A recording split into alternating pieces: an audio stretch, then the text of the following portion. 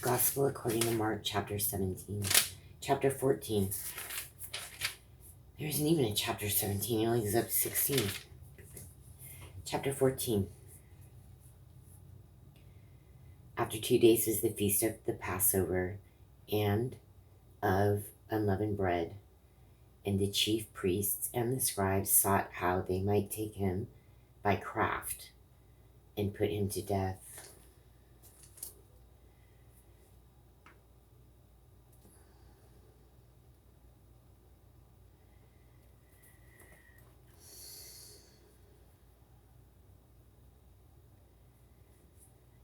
But they said, not on the feast day, lest there be an uproar of the people.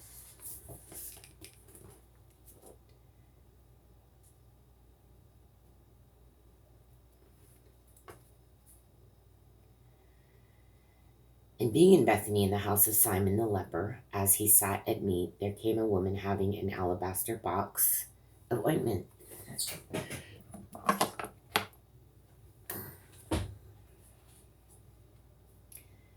Of spikenard, very precious. And she brake the box and poured it on his head. And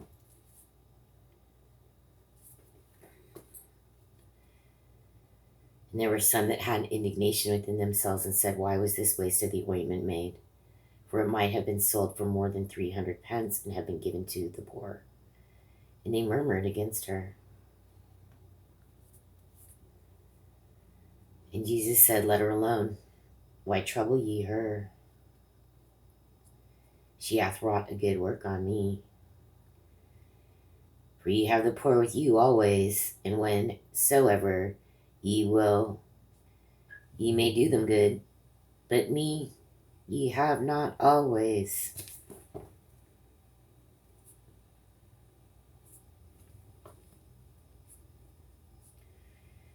She hath done what she could.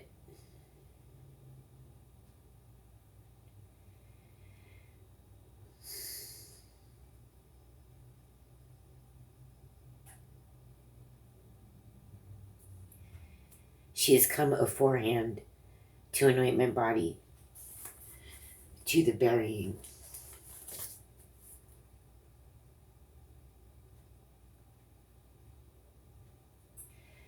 Verily I say unto you, wheresoever this gospel shall be preached throughout the whole world, this also that she hath done shall be spoken of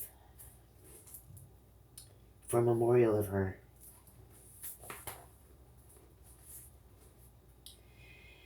And Judas Iscariot, one of the 12, went unto the chief priests to betray him unto them. And when they heard it, they were glad and promised to give him money. And he sought how he might conveniently betray him. And the first day of unleavened bread, when they killed the Passover, his disciples said unto him, where wilt thou that we go and prepare thou mayest eat the Passover? And he sendeth forth 2 of his disciples, and saith unto them, go ye into the city, and there shall meet you a man bearing a pitcher of water. Follow him. And wheresoever he shall go in, say ye to the good man of the house, the master saith, where is the guest chamber where I shall eat the Passover with my disciples? And he will shew you a large upper room, furnished and prepared. There make ready for us. And his disciples went forth and came into the city, and found as he had said unto them, and they made ready the Passover. And in the evening he cometh with the 12, and as he sat and did eat, Jesus said, verily I say unto you, one of you which eateth with me shall betray me. And they began to be sorrowful, and say unto him one by one, is it I? And another said, is it I? And he answered and said unto them, it is one of the 12 that dippeth with me in the dish. The Son of Man indeed goeth, as it is written of him. But woe to that man by whom the Son of Man is betrayed. Good were it for that man if he never had been born. And as they did eat, Jesus took bread and blessed and brake it and gave it to them and said, take this, eat. Take, eat. This is my body. And he took the cup, and when he had given thanks, he gave it to them, and they all drank of it. And he said unto them, This is the blood of the New Testament, which is shed for many.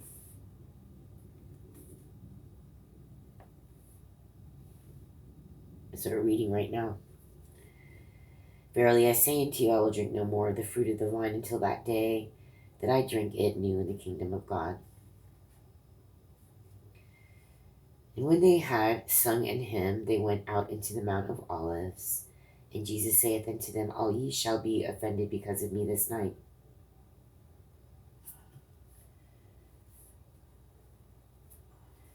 For it is written, I will smite the shepherd, and the sheep shall be scattered.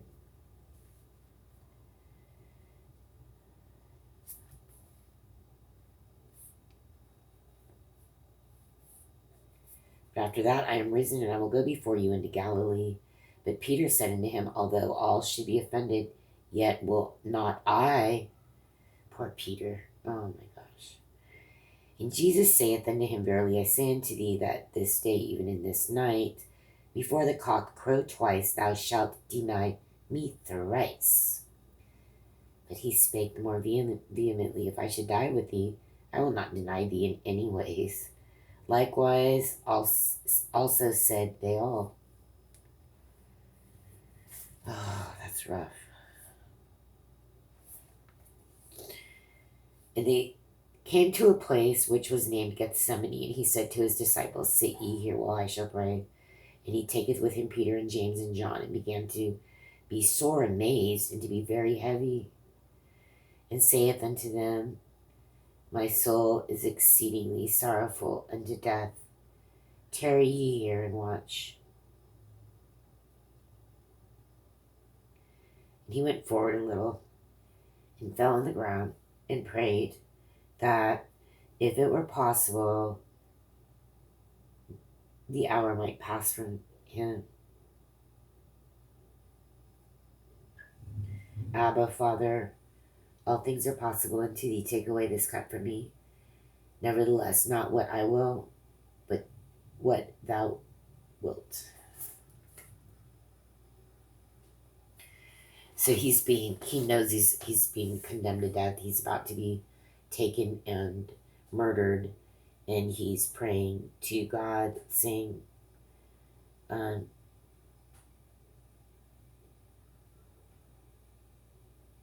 what I want, but what you want. And cometh and findeth them sleeping, and saith unto Peter, Simon, sleepeth thou? Couldst not thou watch 1 hour? Watch ye and pray, lest ye enter into temptation. The spirit truly is ready, but the flesh is weak. And again he went away and prayed, and spake the same words. And when he returned, he found them asleep again, for their eyes were heavy, neither wist they what to answer him. And he cometh the third time, and saith unto them, Sleep on now, and take your rest. It is enough, the hour is come. Behold, the Son of Man is betrayed into the hands of sinners. Rise up, let us go. Lo, he that betrayeth me is at hand. And immediately, while he yet spake, cometh Judas, one of the 12, and with him a great multitude with swords and staves, from the chief priests and the scribes and the elders. And he that betrayed him had given them a token, saying, Whomsoever I shall kiss, that same is he. Take him and lead him away safely. And as soon as he was safely, what? And as soon as he was come, he goeth straightway to him, and say, Master, Master, and kissed him. And they laid their hands on him and took him. And one of them that stood by drew a sword, and smote a servant of the high priest, and cut off his ear.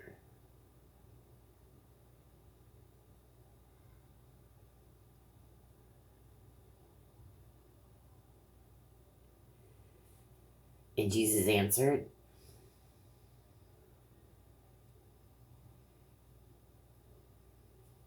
and said unto them, Are ye come out as against a thief, with swords and with staves, to take me?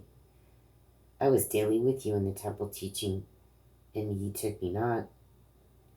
But the scriptures must be fulfilled. And they all forsook him and fled. And there followed him a certain young man having a linen cloth cast about his naked body. And the young man laid hold on him, and he left the linen cloth and fled from them naked. Oh, wow. I didn't know that part. I thought they just like stripped Jesus. So somebody came by with the linen cloth and he left it and he ran away naked to leave it to Jesus. Wow. I never knew that. And they led Jesus away to the high priest, and with him were assembled all the chief priests and the elders and the scribes. And Peter followed him afar off, even into the palace of the high priest. And he sat with the servants and warmed himself at the fire. Uh-oh. He's thinking about himself here a little bit, warming himself by the fire.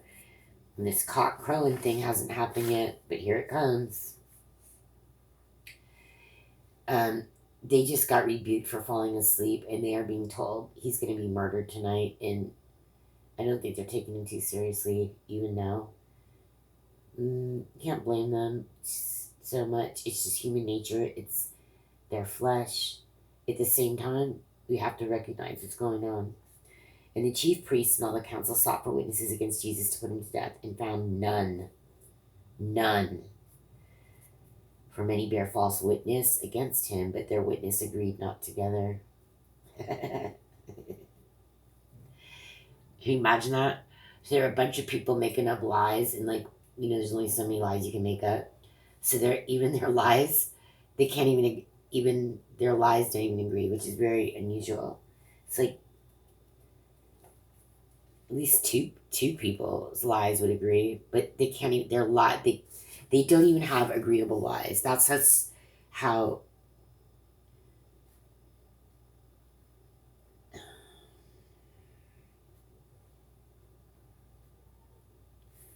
This is how serious the situation is, right? Like, they've been trying for how long has Jesus been doing this now? This preaching, maybe for years, a few years. But it doesn't even seem like that is what's going on here. This seems to be a story over like 7 months or something. I'm getting the feeling. It seems to be a short period of time. And they are desperately after him. They want him dead, right? They're desperately jealous. They are like little tiny Sauls. And they're hearing this song about David, right? Over and over and over. I think that's what drove Saul crazy. And so if David the song is like, oh, well, Saul killed 5,000, but David killed 500,000, right? Like that, right? And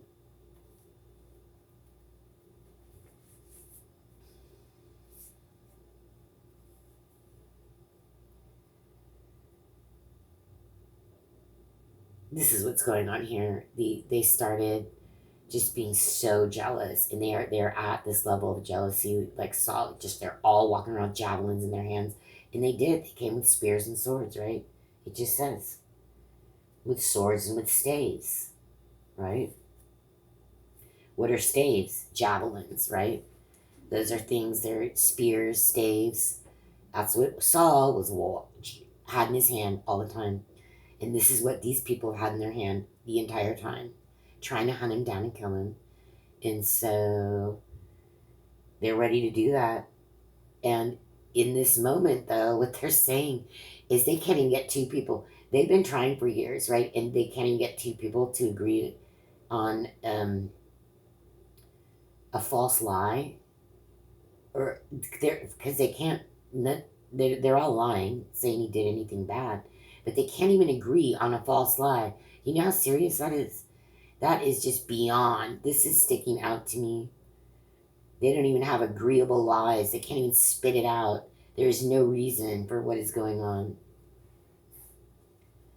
For many bear false witness against him, but their witness agreed not together. That is pure delusion on their part. That is pure, they're overcome by Satan. They can't even, do you understand that? That is really saying something. And there certain arose and bare false witness against him, saying, we heard him say, I will destroy this temple that is made with his hands, and within 3 days I will build another made without hands.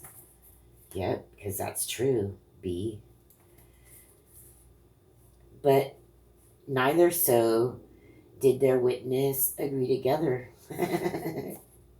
He did say that, right? But they couldn't even get one more person to say that he said that. Or if they did, they couldn't agree on when it was, the date, at what time. They can't pull their SHIT together. It is really too much. He's guilty of not one thing. They're just murdering him because it's satanic. They have Antichrist spirit. They're jealous. It's just Satan, right? All right. And the high priest stood up in the midst and asked Jesus, saying, answerest thou nothing? What is it which these witnesses against thee? But he held his peace and answered nothing. Oh my gosh. Again, the high priest asked him and said unto him, art thou the Christ, the Son of the Blessed? And Jesus said, I am. And ye shall see the Son of Man sitting on the right hand of power and coming in the clouds of heaven. All right. So he said, yep, I am. Got your question answered. Then the high priest rent his clothes and saith, what need we any further witnesses? You have heard the blasphemy. It's not blasphemy, though, it's true. But this is how they charged him. They couldn't even get two people to agree on a lie. That is so bad. So the only charge was blasphemy, which he's not lying, though. He's not being blasphemous. He is the Son of God. He is God. And he will also be creating the Holy Spirit for us, so to give to us after he leaves. So he's actually something else, fool.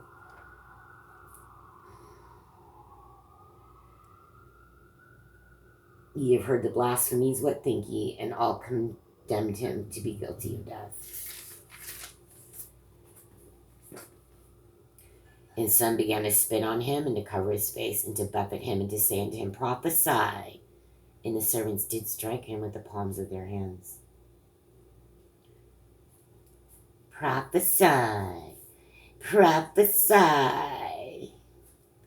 prophesy, said the scribes and the Sadducees and the Pharisees, Okay, 66. And as Peter was beneath in the palace, there cometh one of the maids of the high priest, and when she saw Peter warming himself, she looked up, she looked upon him, and said, and thou also wast with Jesus of Nazareth. Yep. Because he's sitting there in the corner by the heater. But he denied. He shouldn't have been near the heater. Saying, I know not, neither understand I what thou sayest. And he went out into the porch, and the cock crew. And the maid saw him again, and began to say to them that stood by, this is one of them. He snitches. Why is he even? And he denied it again. And a little after, they that stood by said again to Peter, surely thou art one of them, for thou art a Galilean. And thy speech agreeth thereto.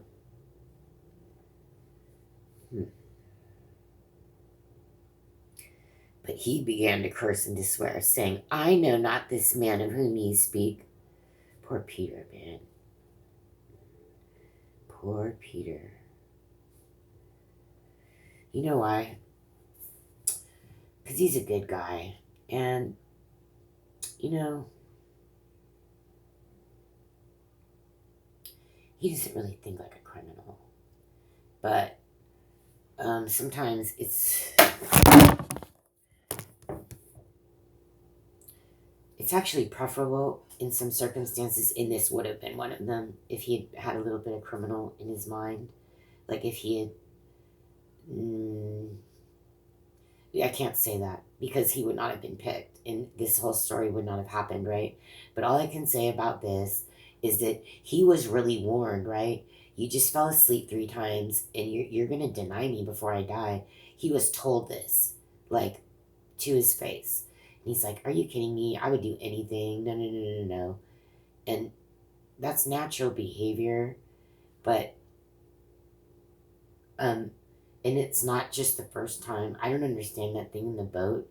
Why, when Jesus is walking on the water, why the disciples are being blamed for by having hardened hearts for not having faith when there's a storm.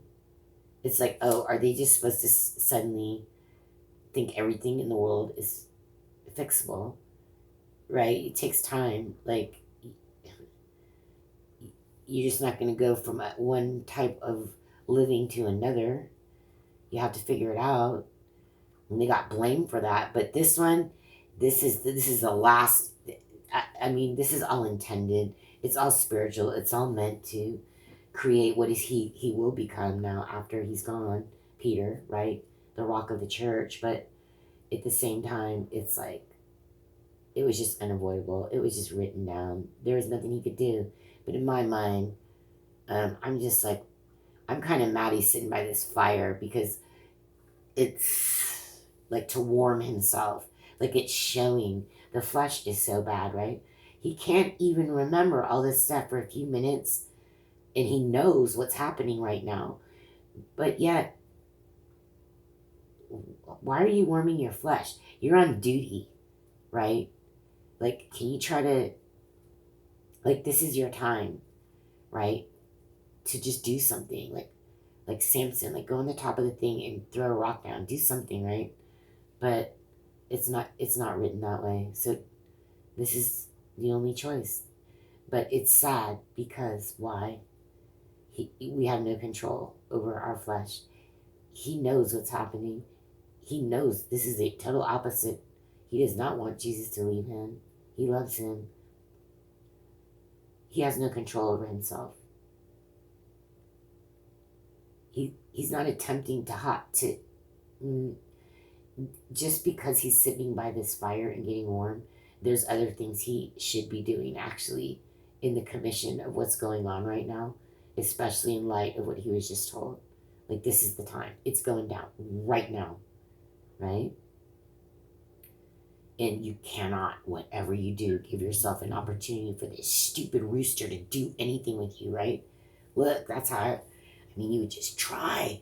We can only understand that story after seeing this, but this is just, it was written, so, but like, I'm just trying to figure out a way out of it. For the sake of how, nothing could have been done, I guess. He could have said some stuff to them. He could not have been in the fire pit and keep them warm. He could have been out giving some testimony, like in front of them, or doing something. But the fact is, he really could not have, because he would have been killed by his side. He had to be exactly where God placed him, exactly by that fire. It's just confusing. And it's just so sad. It's so sad. It's like so sad. But he began to curse. I don't know why. It's going to happen anyway, right? I don't know why it bothers me so much. But he began to curse and swear, saying, I know not this man of whom ye speak. And the second time the cock crew, and Peter called to mind the word. Now he's just remembering now. That's the problem. I don't know. It's not a problem. But it's like all of us, and called to mind, like, it's like, why wasn't that stamped on his forehead? Why didn't he put some why didn't he do something to remember that one? He just went through the sleeping thing, right? They just went through it. And Peter called to mind the word that Jesus said unto him, before the cock crow twice, thou shalt deny me thrice. And when he thought thereon, he wept.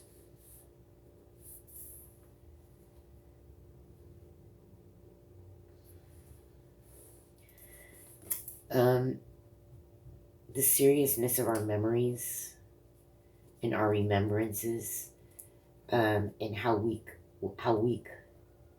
our mind with our flesh combined. This is sad, right? Because it's not just showing our flesh, it is showing how our mind is completely inoperable without, well, now the Holy Spirit. But look at that. Do you think he wanted to forget that? No. Did the devil go into him and make him forget that? I don't know. I would like to think, because we are much more useless than, I mean, these people, they had it way more together than we do. And if he can't remember, what are we supposed to do? That is what is fearful to me, this whole thing. That is a frightening part that I see. It's not your flesh, it's your whole body, it's your mind. Your mind is no good. Like, if it's not operating totally on Jesus, on the God. And like, he was like the last person, right? Like Jesus is talking to, and he's just like, what are you talking about? I would do anything. I would take your place in death, right? And you believe him when he's saying it. But then this happens. And you see what it says? And the second time the cock crew, and Peter called to mind. You called to mind? How did you forget about this? You were just told this like 6 hours ago or something. I'm not getting mad at him. I'm scared. Like, this is just our condition. It's the human condition. And it's not just the flesh. It is the mind. The mind is a part of the flesh. If it can happen to Peter, it's going to happen to everybody else. This is what I'm trying to say. That's how I see that.